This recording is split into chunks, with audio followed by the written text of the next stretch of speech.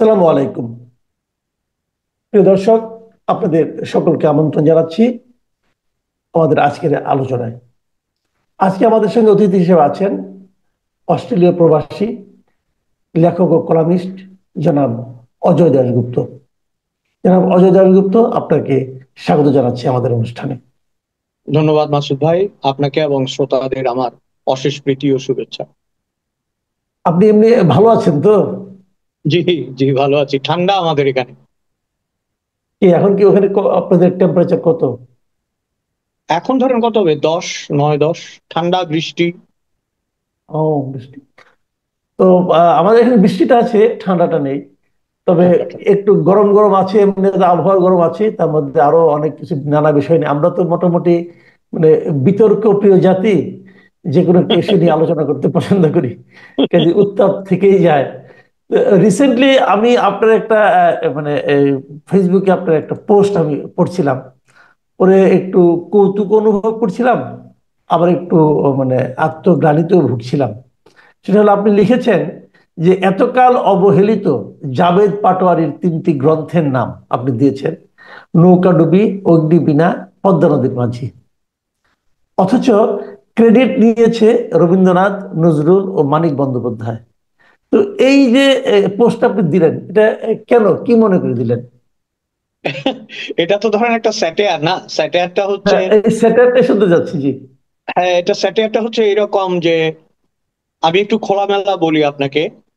যেমন বঙ্গবন্ধুকে সর্বকালের সর্বশ্রেষ্ঠ বাঙালি, কথায় কথায় আমার পিতা, তারপরে ধরেন হুম। তার নাম ছাড়া কিছু করা যাবে না, এগুলো কোনো কালেই আমি পছন্দ করিনি। কারণ আমাদের মনে রাখতে হবে, রবীন্দ্রনাথ ঠাকুর আছেন বাঙালিতে, বাঙালিতে অনেক মনীষী আছেন।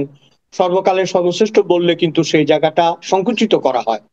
কিন্তু নিঃসন্দেহে বঙ্গবন্ধু এ যাবৎ আমাদের জীবনের একজন শ্রেষ্ঠ রাজনীতিবিদ বাঙালির।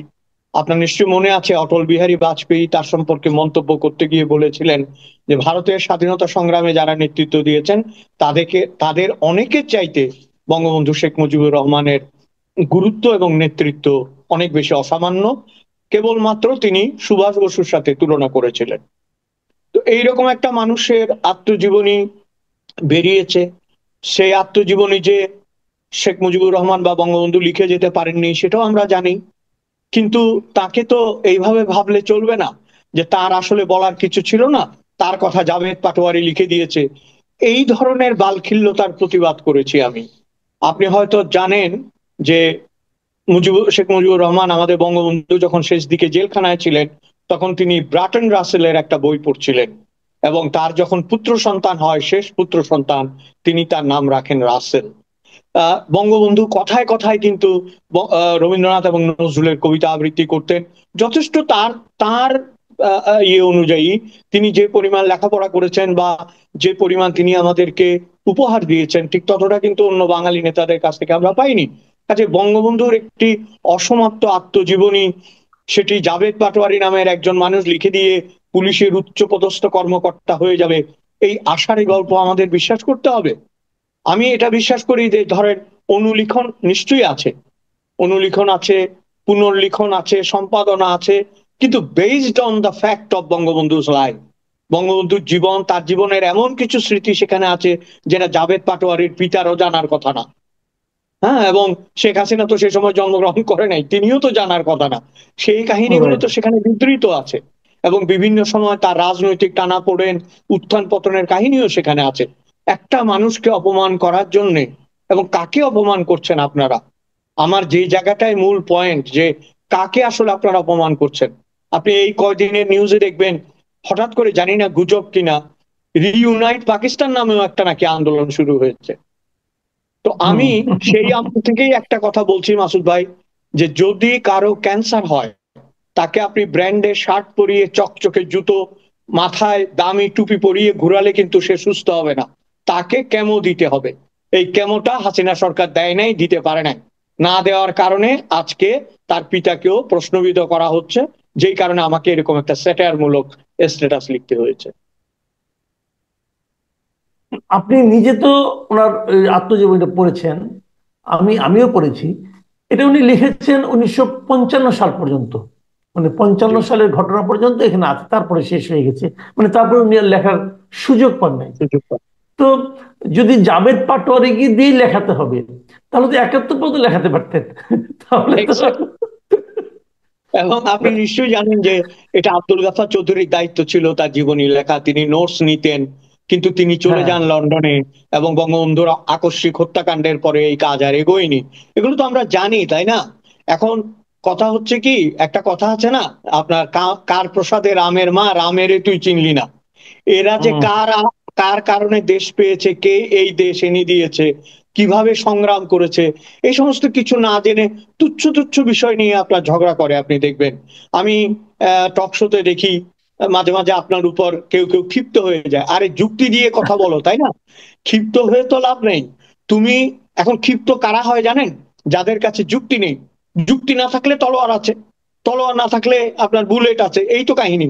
এবং শেষ পর্যন্ত যেটা দাঁড়ালো দেখেন, একটা হিপোক্রেট সমাজে আমরা বসবাস করছি। এত মানুষের বিচার হয়ে গেল, এত লাঞ্ছনা 15ই আগস্টে, কিন্তু বঙ্গমাতা ফজিলতুন্নেসার অন্যতম প্রতিকৃতি তিশা কিন্তু ঠিকই টিকে রয়েছেন সমাজে, তাই না? তো একই দোষে এক যাত্রায় পৃথক ফল হয় কি করে? ওই নাটকে অভিনয় করে যে নায়ক, সে কোথায় যে হারিয়ে গেছে কেউ জানে না। বেরিয়ে এলে তাকে গ্রেপ্তার করা হবে, মারামারি করা হবে নিশ্চিত। তাহলে মা বেঁচে গেল, সন্তান বাঁচলো না বা স্বামী বাঁচলো না, এইটা তো ভাই আরেক ধরনের নাটক লিখে ফেললেন আপনারা, তাই না? এটা জি। তো অদ্ভুত আর একটা নাটক। আরেক নাটক দেখছি ইদানিং, খেয়াল করেছেন কিনা, আপনি তাকে যেভাবেই সংজ্ঞায়িত করেন না কেন, একটা জিনিস তো উনি সমাজে একটা বিষ বাষ্পের মতো একটা ছড়িয়ে দিয়েছেন। সেটা হলো যে মুক্তিযুদ্ধে নিহতের সংখ্যা নিয়ে তিনি বলছেন যে মানে 2000 নাকি মাত্র মারা গেছে। তো ওই এই ভদ্রলোকের তাকে নিয়ে আলোচনা করাটাও একটা বিব্রতকর ব্যাপার। মানে উনি আসলে এক্স্যাক্টলি। স্বাভাবিক সুস্থ কিনা আমি জানি না। কিন্তু এই 2000 মারা গেছে এটা বলার মাধ্যমে 30 লাখ এবং 2000 সংখ্যার পার্থক্যটা তো অনেক বিরাট। এটা বলার মাধ্যমে আসলে কি মূল লক্ষ্যের দিকে তারা যাচ্ছে ধীরে ধীরে, যে মুক্তিযুদ্ধটাকেই মানে একসময় বলবে যেটা কিছু হয়নি, এবং এই ধরনের মানে কোনো প্রবণতা আপনি লক্ষ্য করছেন কিনা, আশঙ্কা দেখছেন কিনা? প্রথম কথা হচ্ছে, আমাদের মাতা পিতা ও নিজেদের সম্মান রক্ষার্থে আমরা কারো নাম উল্লেখ করব না। হুম। হুম। এবং আমরা কারো কারো ব্যক্তিগত আক্রমণে যাব না। কিন্তু প্রশ্ন হচ্ছে, নিয়াজির সাক্ষাৎকারে বলা আছে পাকিস্তানি বাহিনী, আপনি পড়ে দেখেন, 1971-এর পরে পাকিস্তান যখন এইসব ইতিহাস ঘটেছে, সেখানে নিয়াজির সাক্ষাৎকারে বলা হয়েছে 15 থেকে 20 লক্ষ লোক পাকিস্তানি সৈন্যরা মেরেছে। এবং স্বাভাবিকভাবেই তারা কিছু মানুষ কমিয়ে বলবে। আর আমার কাছে যেটা সবচেয়ে বড় প্রশ্ন, 30 লক্ষ মানুষ মরেছে কিনা এইটা এখন কি জানা এবং এটা জায়েজ করা এখন কি জরুরি? কোন প্রেক্ষাপটে এটা জরুরি আপনার? হোলকাস্টের মাধ্যমে ইহুদিদের নিধনের যে তথ্য, আজ পর্যন্ত কেউ সেটা চ্যালেঞ্জ করেছে? সেটা কি হেড টু হেড কাউন্ট হয়েছে? কখনো কি পৃথিবীতে হেড টু হেড কাউন্ট হয়? এখন প্রশ্ন হচ্ছে, আপনার একটা সংখ্যার উপর ভিত্তি করে 30 লক্ষ নির্ধারণ করা হয়েছিল। এধার ওধার কিছু কম বেশি হতেই পারে, কিন্তু তার মানে এই না যে এটা কয়েক হাজারে নামিয়ে আনতে হবে। আপনি যে কথাটা শেষে বলেছেন, ইট ইজ মোর ইম্পর্টেন্ট। আপনি কেন বলছেন ধীরে ধীরে আমি জানি না। আমি দেখছি এরা জোরে সোরেই পূর্ব পাকিস্তানের দিকে ফিরে যেতে চাইছে, শুধু নামটা অবিকৃত রেখে এবং নিজেদের শাসন এবং ক্ষমতার জন্য যেটুকু দরকার সেটুকু অবিকৃত রেখে তারা যেখানে ফিরতে চাইছে তার নামই তো পূর্ব পাকিস্তান। হুম। এটা আসলে মানে আমরা আমাদের এটা খুবই একটু দুর্ভাগ্যজনক, ওই যে আমি আসলে তখন না ঠিক বুঝিনি। ওই যে উনি যে বলেছিলেন যে রিসেট বাটনে চাপ দেওয়া হয়েছে, এখন এটা কি সেই রিসেট বাটনের চাপের কারণে হচ্ছে কিনা, এটা আপনার কি মনে হয়, এরকম কোনো আপনার যে আশঙ্কা দেখছেন দেখেন, কিনা? রিসেট মানেই তো আপনি পিছন দিকে চলে যাচ্ছেন, তাই না? আবার সেট করা হবে। হ্যাঁ। তো হুম। ওরা যেটা, আমার ধারণা তারা যেটা করতে চাচ্ছেন এবং প্রকাশ্যে বলছেন এখন মাঝে মাঝে, যে 47 থেকে আপনার এই 2024-এর কতই যেন 5 আগস্ট পর্যন্ত, এর মধ্য জি। থেকে বাকি সবগুলোকে তারা রিসেট করবে, ডিলিট করবে। এবং বহু খেলা আমার মনে হয় বাকি আছে। এখন যে জায়গাটায় আমার মনে হয় তাদের গলার কাঁটা যেটা, তারা যাকে সামলাতে পারবে না, যে দলটিকে বা যাদের জন্য তারা এখনো এই জায়গায় যেতে পারছে না, দুটো কারণ আমার মনে হয়। একটা হচ্ছে বিএনপি মাঠে আছে। আমরা যেভাবেই দেখি না কেন, বিএনপির প্রতিষ্ঠাতা একজন মুক্তিযোদ্ধা ছিলেন। এবং তিনি সেক্টর কমান্ডার ছিলেন। সেটি বাদ দিলে, স্বাধীনতার ঘোষক বাদ দিলে বিএনপির হাতে আর কিছুই থাকে না। কাজে সেই জায়গাটায় একটা ধরা আছে। আর একটা ধরা হচ্ছে আপনার এই দেশ, এই পতাকা, এই গাড়ি, এই বাড়ি, এই ক্ষমতা, এটা পেতে হলে বাংলাদেশকে স্বীকার করতে হবে। এখন আপনি কিভাবে স্বীকার করবেন তার একটা একটা নমুনা আছে, তাই না? এখন ধরেন আগে যারা করেছে তারা মুক্তিযুদ্ধের নামে দেশ শাসন করেছে। মুক্তিযুদ্ধ কতটা ছিল না ছিল আমি তর্কে যাব না। মুক্তিযুদ্ধের নামে এবং একাত্তরের নামে দেশ শাসন করেছে। এখন এরা একাত্তরকে অবসলিউট করে 47 এর পরে নতুন এক বাংলাদেশ নামে শাসন করতে চাইছে। আমার কাছে মনে হয় এটা একটা সুদূর প্রসারী চক্রান্ত ছিল এবং ভবিষ্যতে আরো অনেক সত্য উন্মোচিত হবে বলে আমার মনে হয়। এখন ইদানিং বাংলাদেশে আরেকটা আলোচনা হচ্ছে, সেটা হলো যদিও আমাদের প্রধান উপদেষ্টা গত 5 আগস্টের যে ভাষণ জাতির উদ্দেশ্যে, সেখানে উনি স্পষ্ট করে বলেছেন যে ফেব্রুয়ারিতে নির্বাচন হবে।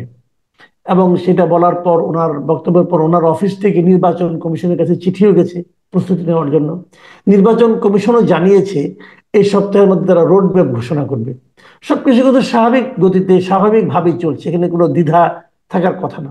অথচ ট্র্যাজেডি হলো, আমার সঙ্গে যত মানুষের দেখা হয় রাজনীতি নিয়ে আলোচনা করতে গেলে, প্রথমে তারা আমাকে যে প্রশ্নটা করে সেটা হলো, ভাই নির্বাচন কি আসলে হবে? নির্বাচন কি ফেব্রুয়ারিতে হবে? যে এই যে অনাস্থা, এত কিছু করার পরেও, মানে এই একদম সুস্পষ্ট বক্তব্য দেওয়ার পরেও এই সরকারের প্রতি, এই সরকারের প্রধান উপদেষ্টার প্রতি, ডক্টর ইউনূসের প্রতি মানুষের এই যে আস্থাহীনতা, এটা কেন আপনার কি মনে হয়? প্রথম কথা হচ্ছে ধরেন প্রধান উপদেষ্টা ডক্টর ইউনূস কিন্তু বিদেশে গিয়েও বলেছেন যে ফেব্রুয়ারির এত তারিখে নির্বাচন হবে, একটা কথা উনি বলেছেন, প্রকাশ্যে বলেছেন, এটা তো ঠিক। তো আমরা জি, এটা জি। থেকে একটা ক্যালকুলেশন আসতে পারি যে ইলেকশন করার হয়তো একটা পরিকল্পনা সরকারের রয়েছে।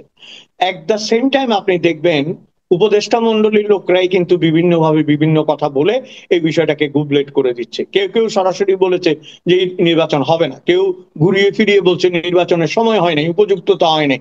তো তাহলে মানুষ কেন বিশ্বাস করবে? এবং আরেকটা কথা হলো, আপনি এটা এটা তো প্রথমে জানতে হবে যে অবিশ্বাসের সূত্রটা কি। অবিশ্বাসের সূত্র হচ্ছে এদের মত দ্বৈধতা এবং এদের ইনকনসিস্টেন্সি।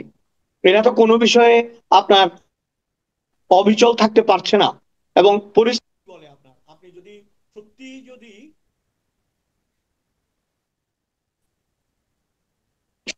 আপনার ফেব্রুয়ারিতে নির্বাচন হয়, বাংলাদেশের পার্সপেক্টিভ অনুযায়ী এখন থেকে তো নির্বাচনে হাওয়া বইবার কথা। আপনি কি কোথাও কোনো নির্বাচনে হাওয়া দেখছেন? এবং নির্বাচনের যে পরিবেশ প্রেক্ষাপট, যে আপনাকে তো একটা অ্যাবসলিউটলি একটা শান্তিপূর্ণ পরিবেশ থাকতে হবে নির্বাচনের জন্য। সবচেয়ে বড় কথা হচ্ছে বাংলাদেশের অন্যতম বৃহত্তম দল আওয়ামী লীগ থাকবে কি থাকবে না নির্বাচনে, এটাই এখনো সিদ্ধান্ত নেওয়া হয় নাই। এবং আপনি বোধহয় একটা আলোচনায় বলেছিলেন, আরো অনেকে বলেছে, যে নৌকা প্রতীক বাদ দিয়ে যে দুই ইলেকশন হয় সেই ইলেকশন কতটা গ্রহণযোগ্য হবে। সমস্ত জটিলতা মিলিয়ে আমার কেন জানি মনে হচ্ছে ফেব্রুয়ারিতে ইলেকশনটা পিছিয়ে যাওয়ার প্রবল সম্ভাবনা রয়েছে। এবং এটাই আমার মনে হয় হবে, কারণ নানা ধরনের কাহিনীর উদ্ভব হবে, নানা ধরনের ড্রামা হবে। তখন দেখবেন হয়তো আর যদি কোনো কারণে ফেব্রুয়ারিতে হয়, সেটি হবে অত্যন্ত সুপরিকল্পিত নির্বাচন নামের একটি নাটক। আপনি নির্বাচন নামে নাটক বলেন, আমিও সেই কথাটা বারবার বলি যে প্রধান উপদেষ্টা কিন্তু একাধিকবার বলেছেন যে উনি এমন একটা নির্বাচন দিবেন যে ইতিহাসের শ্রেষ্ঠ নির্বাচন।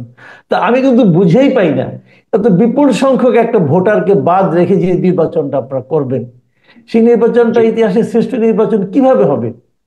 কারণ আমরা তো জানি নির্বাচন কিন্তু কেবল নির্বাচন কমিশনের না, সরকারের না, পলিটিক্যাল পার্টিগুলির না। নির্বাচনের প্রধান যে উপাদান সেটা হলো ভোটার। তা আপনি তো মিনিমাম 1.5-2 কোটি ভোটারকে এই নির্বাচনে, মানে এই নির্বাচনের মধ্যে অন্তর্ভুক্ত করছেনই না।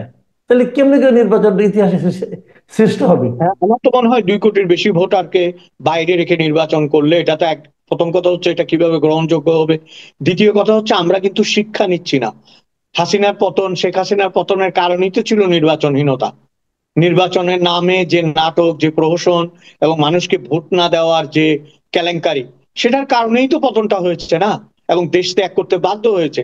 শেষবার যখনই আপনার ড্যামি ক্যান্ডিডেট দিয়ে ইলেকশন হলো নিজেরা নিজেরা, তখনই আমরা হুম। কিন্তু বলেছিলাম, আমি ব্যক্তিগতভাবে বলেছিলাম যে শেষ সময় এসে গেছে। কারণ একমাত্র আপনি নিজের সাথে নিজে যুদ্ধ করবেন যখন আপনার পতন এসে গেছে, আর তো কিছু নাই।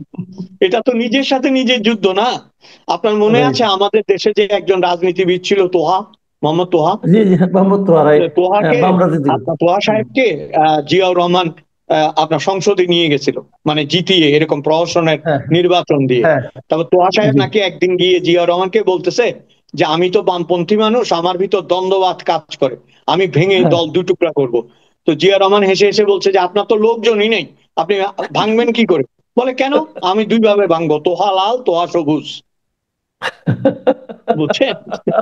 তো আপনার এই ড্যামি মানে তো এরকম না, আওয়ামী লীগ লাল আওয়ামী লীগ সবুজ, তো লাভ, লাভ হইলো রাইট। কি? সব মিলিয়ে লাস্টে কিন্তু আওয়ামী লীগ কালো হয়ে গেল। হ্যাঁ, তো হুম। এইটা তো আমরা চাই না। না, প্রহসনের নির্বাচন দিলে আবার নির্ঘাত আরেকটা জনরোষের সম্মুখীন হবে। আমি যেটা ফিল করি আপনার মানুষের জন্য, মানুষ কি জি জি। যতবার দেখেন, আমি কিন্তু সিরিয়াসলি বলছি আপনাকে, যতবার 100 হাত এগোয় ততবার 101 হাত পিছোয়, আবার তাকে প্রথম থেকে এগুতে হয়। তো এটা তো একটা টায়ারিং গেম না, এটা তো একটা জাতির জন্য ক্লান্তিকর খেলা। এই খেলা রাইট। খেলতে খেলতে বাংলাদেশের অর্থনীতি, সমাজনীতি, রাজনীতি এখন একেবারে মূল্যবোধের শূন্য কোঠায় পৌঁছে গেছে। এরপরে দেখেন, সবচেয়ে দুর্ভাগ্য হচ্ছে আমরা মনে করেছিলাম একজন নোবেল লরিয়েট, একজন শিক্ষিত মানুষ, তিনি নিশ্চয়ই আমাদেরকে সঠিক পথ দেখাবেন। তার আমলে এত বিভ্রান্তি, এত হিংসা এবং এত বেশি ক্রোধ, এবং দেখেন যে মবের রাজত্ব, এগুলো কি ইতিহাস ছেড়ে কথা বলবে? এগুলো তো ইতিহাসের পাতায় লেখা হয়ে গেছে। এটা থেকে তো আপনি বেরোতে পারবেন না আপনারা। আমার তো মনে হয় না তারা আর বেরোতে পারবে এটা থেকে। জি, আমি এবার শেষ প্রশ্নটা আপনি করতে যাচ্ছি, সেটা হলো এবার সম্ভবত যারা নাকি বিদেশে আমাদের নাগরিক আছেন তাদের বোধহয় ভোট দেওয়ার একটা সুবিধা এবার হতে পারে, হওয়ার সম্ভাবনা তৈরি হয়েছে, এবং যদ্দূর আমরা শুনেছি সেগুলো যে কাজ চলছে। তাহলে তো নির্বাচনের যে ঘোষণা, নির্বাচন হওয়ার যে কথাটা, এটা নিশ্চয়ই আপনারা যারা বাইরে আছেন আপনাদের মধ্যেও নিশ্চয়ই এক ধরনের প্রভাব ফেলেছে। সেটা নিয়ে কি কোনো আলোচনা হয় আপনাদের এখানে? আমার মনে হয় না, আমি শুনি নাই। তার চেয়ে বেশি আলোচনা হয় 15ই আগস্ট নিয়ে হয়েছে, এবং নানাভাবে 15ই আগস্ট রাইট। উদযাপন করা হয়েছে, মানে পালন করা হয়েছে। 15ই আগস্ট আচ্ছা আচ্ছা। উদযাপনের নয়, পালন করা হয়েছে। ও, মানে বাংলাদেশে যে 15 আগস্টে যে সমস্ত নাটক হয়েছে এগুলো মানে আপনারা নিশ্চয়ই জেনেছেন, আপনাদের কি ডেফিনেটলি। অনুভূতি এগুলি নিয়ে? হ্যাঁ, এক্ষেত্রে একটাই উত্তর দিব আপনাকে, সেটা হচ্ছে যে এদের সবাইকে জবাব দিয়েছে একজন রিকশাওয়ালা। এর চাই লজ্জার আর কি হতে পারে? হুম। একজন শ্রমজীবী রিকশাওয়ালা মানুষ, তিনি সবাইকে ছাপিয়ে আজকে বাংলাদেশের হিরো হয়েছে আজিজুর রহমান। সারা পৃথিবীর মানুষ তাকে চিনেছে, এবং যারা বিরোধিতা করেছে তারাও ডিপলি রেসপেক্ট করেছে যে দিস ম্যান হ্যাজ কারেজ। সুতরাং এ একজন সাধারণ শ্রমজীবী মানুষ দেখিয়ে দিয়েছে যে আসলে কাউকে মুছে দেওয়া যায় না। আমি একটা জায়গায় পড়েছিলাম, কথাটা আমার খুব ভালো লেগেছে মাসুদ ভাই। বলছে জি। মুছলে কি হয় জানেন? যে জিনিস যত মুছবেন সেটা তত বেশি উজ্জ্বল হয়, সেটা তত বেশি জি। পরিষ্কার হয়। কাজে মুছার মুছার খেলাটা বন্ধ করেন, মুছামুছিতে আরো পরিষ্কার হয় ইমেজ। অনেক ধন্যবাদ, অনেক ধন্যবাদ জনাব অজয় দাশগুপ্ত। প্রিয় দর্শক, আপনারা শুনলেন জনাব অজয় দাশগুপ্ত সুদূর অস্ট্রেলিয়া থেকে আমাদের দেশকে কিভাবে দেখছেন, আমাদের বর্তমানে যার নেতৃত্ব তাদের কর্মকাণ্ডকে কিভাবে বিশ্লেষণ করছেন। আশা করি আপনারা আপনাদের নিজেদের চিন্তার সঙ্গে সেটা মিলিয়ে নিতে পারবেন। এখন এ পর্যন্তই। আল্লাহ হাফেজ।